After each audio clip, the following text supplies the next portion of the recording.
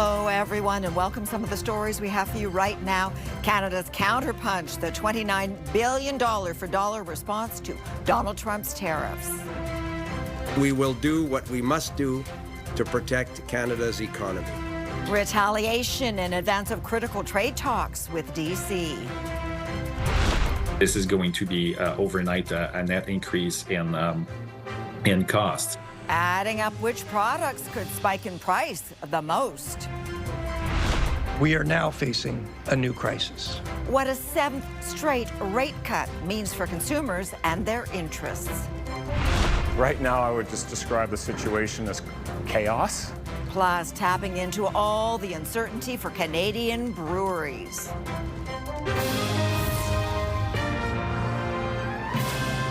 CTV National News with Sandy Ronaldo. Who will blink first? That is the question as Canada again sends a message to Donald Trump by slapping reciprocal tariffs, a dollar-for-dollar hit on nearly $30 billion of American imports.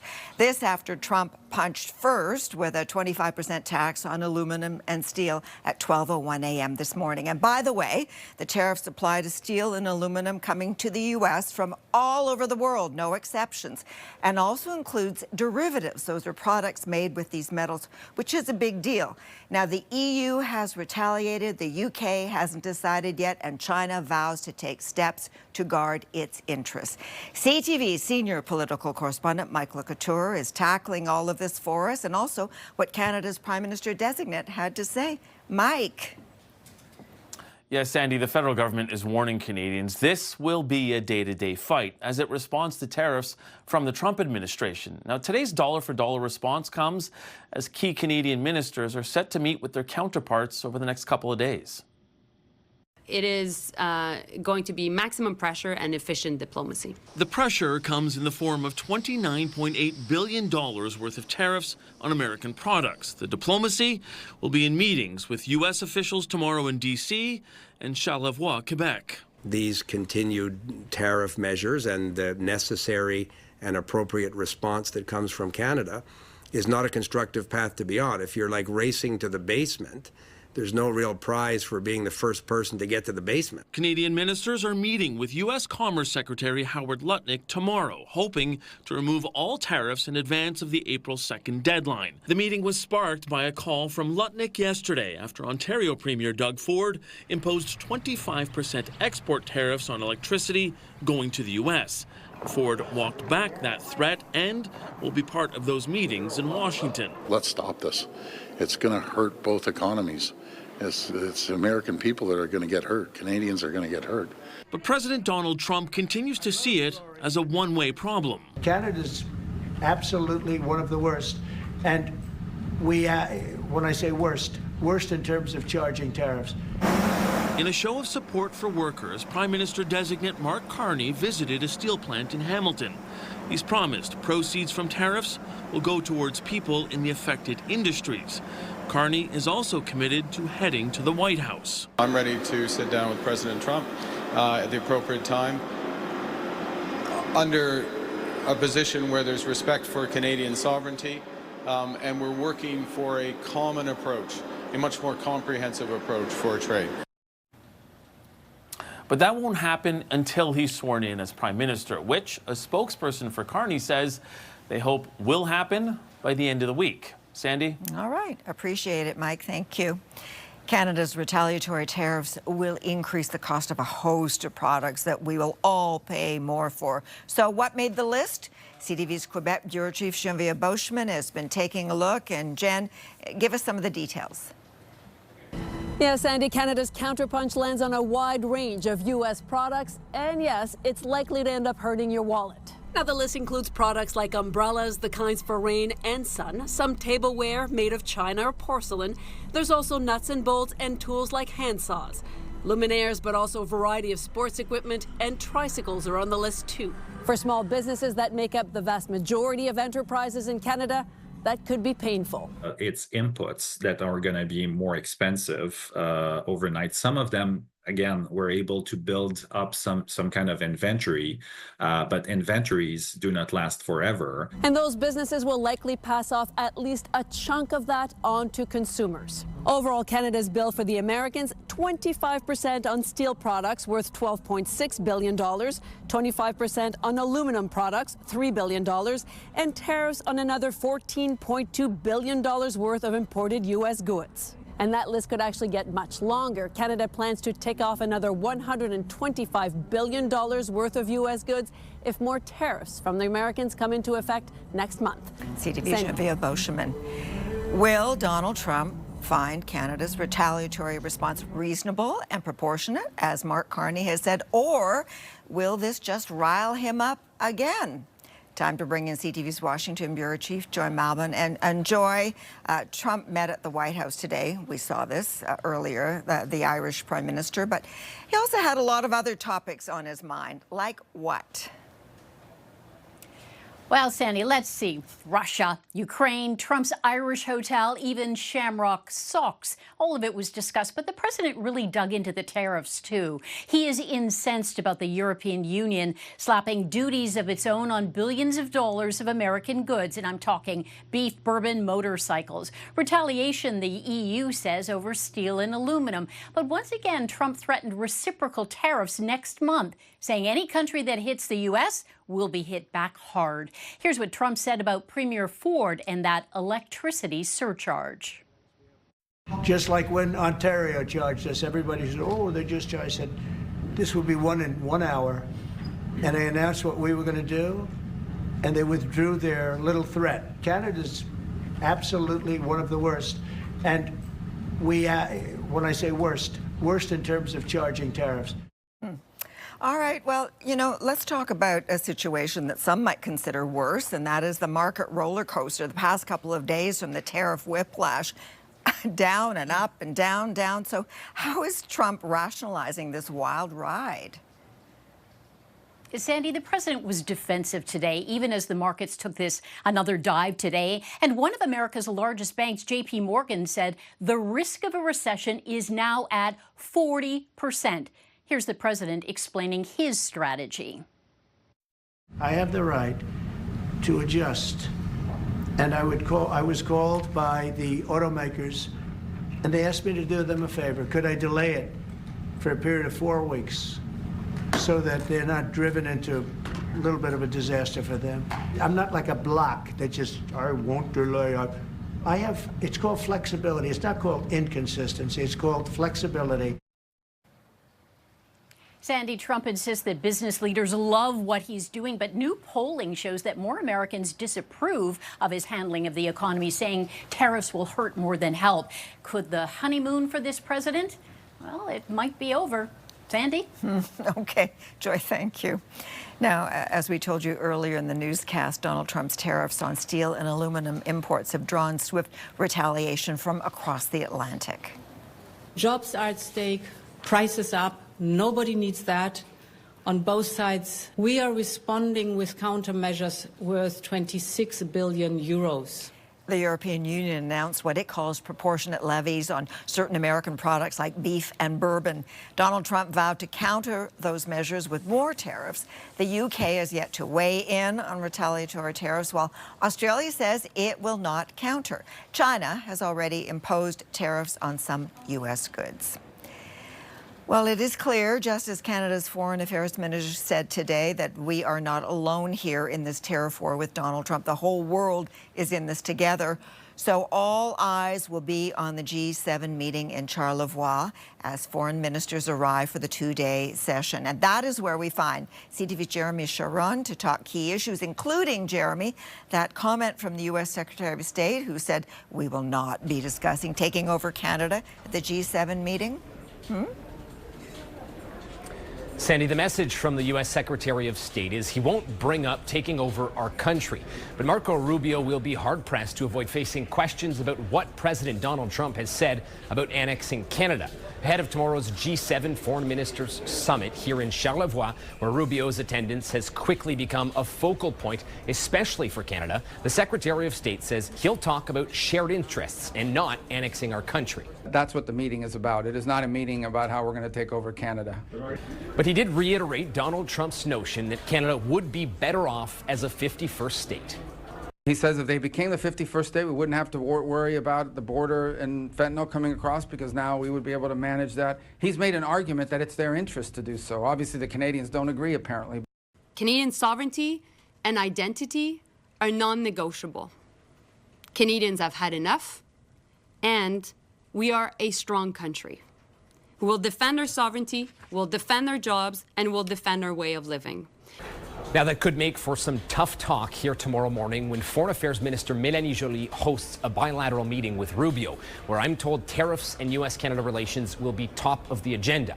As for the larger agenda here in Charlevoix, issues relating to the geopolitical landscape will be top priority, including the situation in the Middle East and the Russia-Ukraine war. The U.S. Secretary of State is coming off a positive meeting with his Ukrainian counterparts. Sandy? Okay, Jeremy, thank you. The economic uncertainty caused by the trade war influenced a decision by the Bank of Canada to slash its trend-setting lending rate for the 7th consecutive time. The governor of the bank sending a message to proceed carefully. CTV's Judy Trin now on what the BOC can and can't do. Judy. Sandy, during these news conferences, the bank's governor usually carefully chooses his words. Today, the word crisis jumped out. With its latest interest rate cut, the Bank of Canada warns the trade war launched by the United States will push Canadians into troubling territory. We are now facing a new crisis. Depending on the extent and duration of new U.S. tariffs, the economic impact could be severe. The central bank is trying to keep inflation down by announcing an interest rate cut of 25 basis points to 2.75%. That's the 7th consecutive drop in a year. The cuts are meant to encourage spending, but costs are expected to rise with tariffs as supplies that Canadian companies need from the U.S. will become more expensive. A trade war is a supply shock. It's going to disrupt supply chains. It's going to affect production costs and production capacities. Last month, the bank surveyed hundreds of Canadians. It found that many companies had lowered their sales projections and were considering layoffs. Nearly half of the businesses planned to increase their prices, while customers were planning to spend less. Workers in mining, manufacturing, and the oil and gas industry felt most vulnerable. Monetary policy cannot offset the impacts of a trade war. We're going to get weaker economic activity. We're going to get higher prices, higher inflation. Unless the U.S. drops or limits its protectionist measures, economic growth could stagnate. A 1% shock to GDP would pretty much put us in a crawling position and thus a recession. So it's definitely we're waiting to see how the economic data comes in. In this trade war, the Bank of Canada is implying that it's fiscal policy that will matter more. Controlling inflation will depend on what politicians decide to cut and where they decide to spend. Sandy. Judy, thank you. As we head to break, police in Toronto have released dramatic aerial footage of a takedown connected to a violent carjacking. Air 2, they're doing the takedown now. Got a foot pursuit here, southbound through the residential area.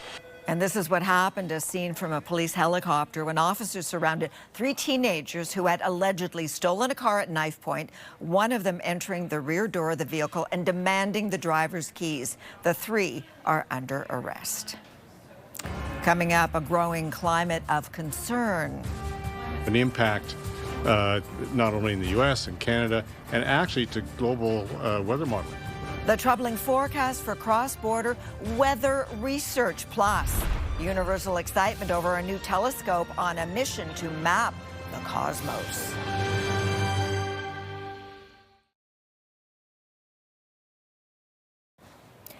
Job cuts orchestrated by Elon Musk and Doge, the Department of Government Efficiency, could have a ripple effect in Canada. Hundreds have already been laid off or resigned from the U.S. National Oceanic and Atmospheric Administration, or NOAA. And since the team works closely with Environment Canada, it could mean trouble for our weather forecasting abilities.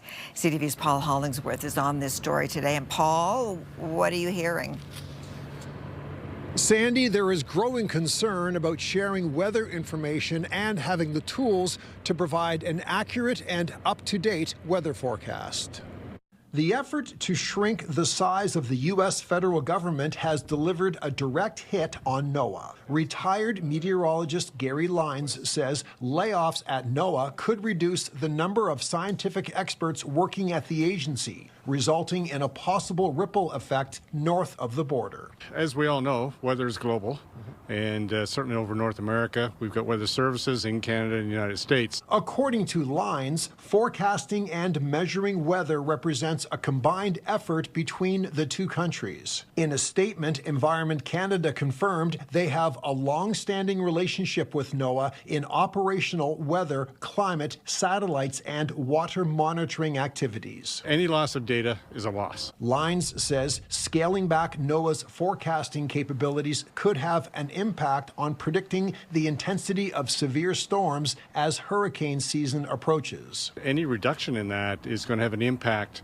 not only in the U.S. and Canada, and actually to global weather modeling. Commercial and residential developer Evan Price plans construction activities around the accuracy of forecasting models. If there's a gap in meteorological and climate data, Price has concerns about how that information will be gathered in the future. There's documents that are layered on top of each other that pull from statistics and create reliabilities that certainly if the United States is not carrying up their end, then we're going to have to figure out somewhere else to compile that data. Forecasters gather and communicate weather data in real time, hour by hour, sometimes minute by minute. Knowing how severe a storm could be and when it could make landfall are crucial elements that people rely on, especially people who live in these areas along the North Atlantic.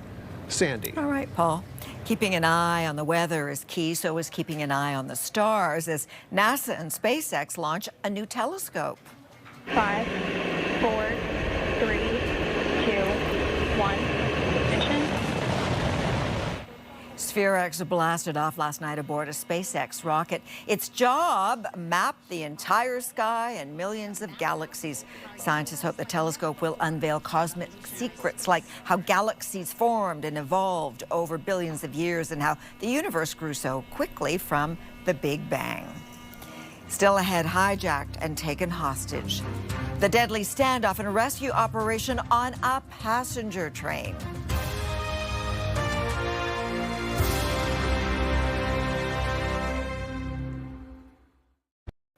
Officials in Pakistan say nearly 300 hostages were rescued by the military after a deadly attack on a passenger train. A separatist extremist group hijacked the train as it went through a tunnel in a remote region. At least 33 attackers were killed after a day-long standoff, along with 21 hostages. The group claiming responsibility wanted jailed militants released in exchange for the hostages.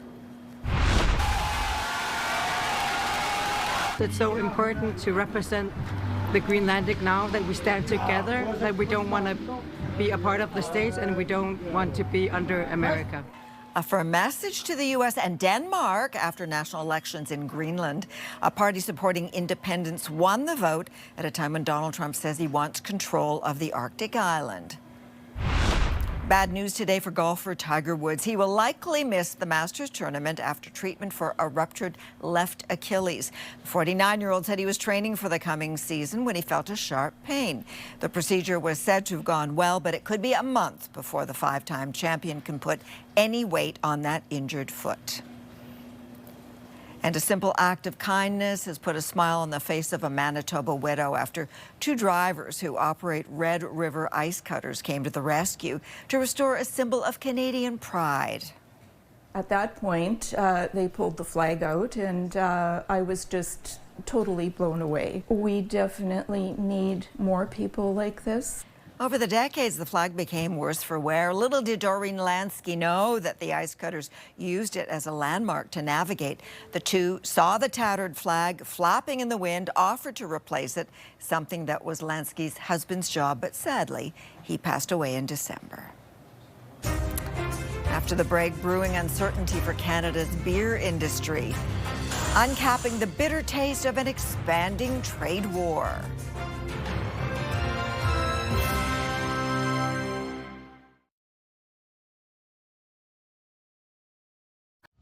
Tonight, it's a threat you got to respect at all times. Soldiers learning the harsh reality of Canada's north. Everything we know down south about surviving. It doesn't really apply up here. How they learn to survive here and fight. W5 investigates tonight on CTV National News and ctvnews.ca.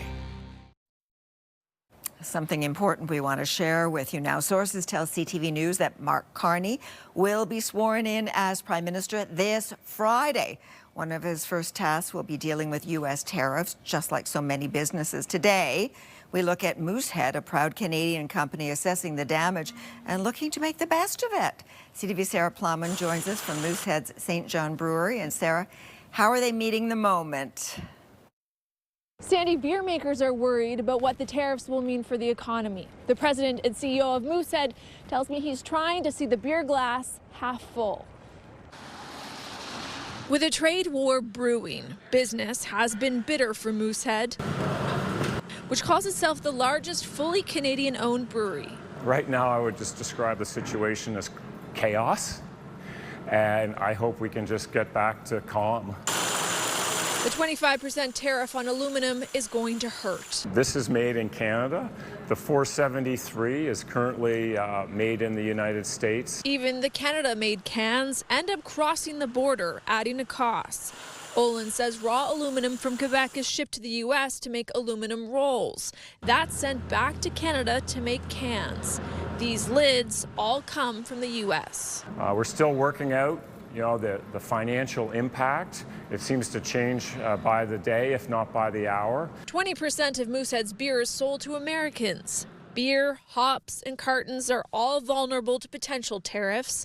To fight back, the company created the Presidential Pack with 1,461 beers. One for each day between now and the end of the presidency, including the leap year in 2028. The crate costs nearly $3,500, and it's currently sold out. We originally had a maximum of 5, but we took it to 10, and the waiting list is over 100. The Presidential Pack is only available in New Brunswick, Nova Scotia, and Ontario. Olin says that's because of interprovincial trade barriers, which he hopes will come down soon, but he's skeptical about that. Okay. Sandy. All right, Sarah, thank you. And a big shout out to Omar Sachedina for becoming a girl dad. Congratulations, Omar. And a reminder that as we as a nation contend with the disorder and the doubt swirling around us, just know that CTV National News will be here for you day in and day out because we are in this together. I'm Sandy Ronaldo. Stay strong. Elbows down. Bye for now.